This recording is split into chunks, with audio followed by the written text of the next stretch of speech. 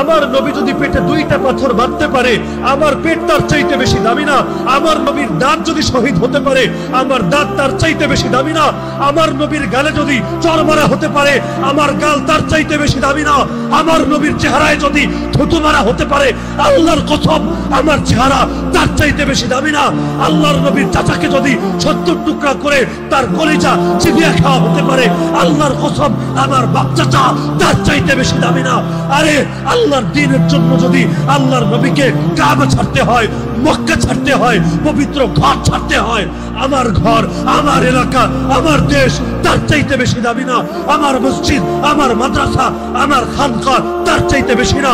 আরে প্রয়োজনে দুনিয়ার সব ছাড়বো, প্রয়োজনে নিজে শহীদ হব, প্রয়োজনে আমার স্ত্রী বিধবা হবে, আমার সন্তান এতিম হবে, আমার বাপের কোল খালি হবে, আমার মায়ের চোখ থেকে অশ্রু ঝরবে, কিন্তু আল্লাহকে সাক্ষী রেখে আজকে বলে যাবেন, হে আল্লাহ, যে কোনো মূল্যে তোমার জমিনে তোমার দ্বীনকে ভুলুণ্ঠিত হতে দেব না।